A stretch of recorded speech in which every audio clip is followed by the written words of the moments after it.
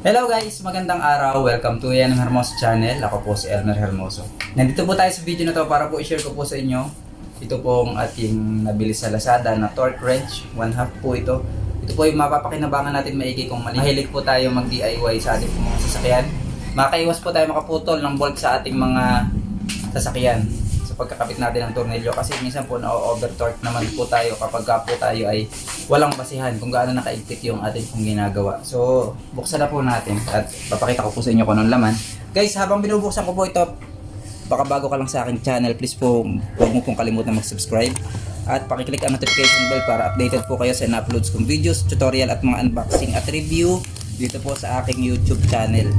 Kung gusto nyo po ng ganito pong klase na torque wrench, lalagay ko po yung link dyan po sa description para po doon na lang po kayo bumili kung gusto nyo pong bumili, kasi okay naman po at napaka ayos naman ng kanilang delivery, napakabilis din po. Ito po kahapon lamang binili. So ito po siya, pag inopen po natin, syempre ito na yung ating bakal, plyman. Ayan, ito po yung na-adjust din. Ayan, ganyan at ganyan. Okay.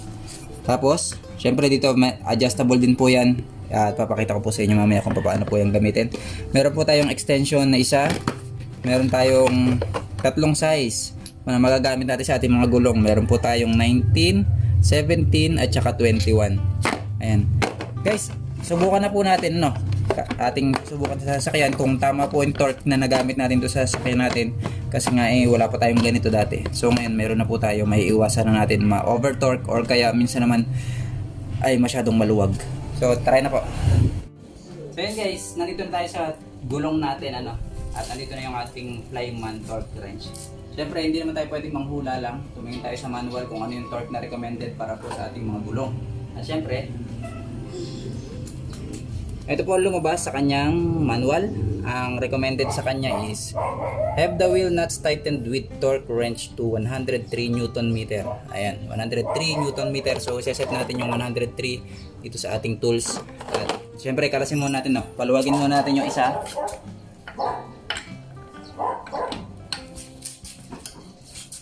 Parang over torque ako dito. Sobrang higpit. Tigas. Tigas. So yan, dugtungan natin kasi masyado matigas. Parang over torque siya dati. Hindi pala ako ang nagkabit niyan. So ayan, napakalas natin yung isa, no? Ayan na siya. So dito naman, mga kaibigan, sa ating gamit, meron siya dito ang Newton meter. Ayan, number. So hanapin natin ngayon yung 103. So bago tayo pumihit dyan, make sure lang na pinaluwag muna natin to. Ayan, pag paluwag siya ganyan, pag maluwag na okay na, pwede natin pihitin to. Meron po kasing number dyan na 28, 42, 56, 70, 84, 98. So sunod sa 98 kasi 112 na. So 112 lampas na po tayo. So hanapin muna natin yung 98. Ikot lang natin to papunta doon sa 98.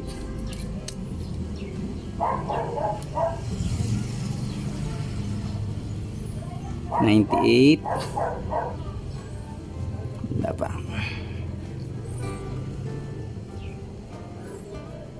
So ayan, 98 na tayo mga kaibigan, and then 0. Di dapat ang gagawin natin ay 103, 98. So dito naman sa bilog may mga number naman yan, 0, 1, 2, 3, 4. So 98, magladagdag tayo na isa, magiging 99, 100, 101, 102 at 103. Okay, yan siya. Tapos bago natin gamitin, higpitan muna natin ulit dito, lock muna natin. Okay yan. Ang size ng ating nut ay 21. So yan, gamit tayo ng extension para hindi nakadikit yung ating baraso doon. Okay.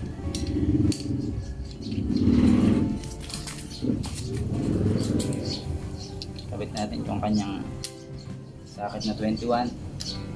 Subukan natin kung gumagana. Okay.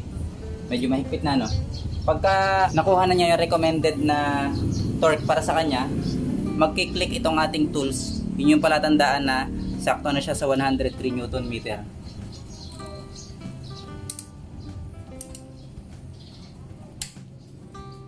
Yun na yun.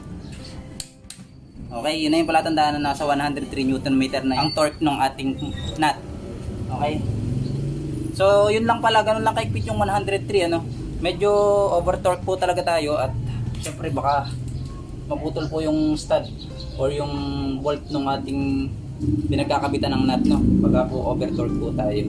So, check na rin natin lahat ng gulong para mas okay.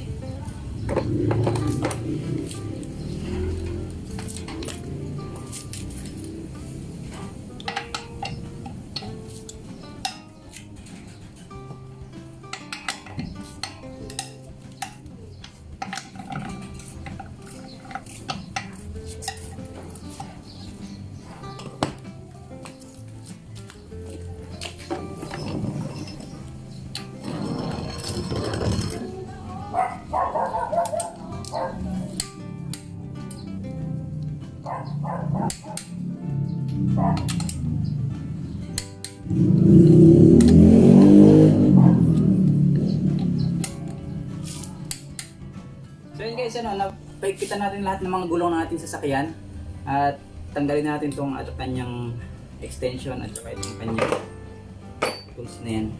Bago po natin ito itabi mga kaibigan, isinet dito yung ating, di ba, ini-adjust natin siya sa 103. Make sure po na ibabalik po natin siya sa 0. Kasi po yung mga spring at saka yung mga mechanism sa loob niya is para po wag sumuko or basta wag siyang ma-stuck sa ganong measure. So ibalik natin siya sa 0, luluwagan lang natin tapos balik po natin to.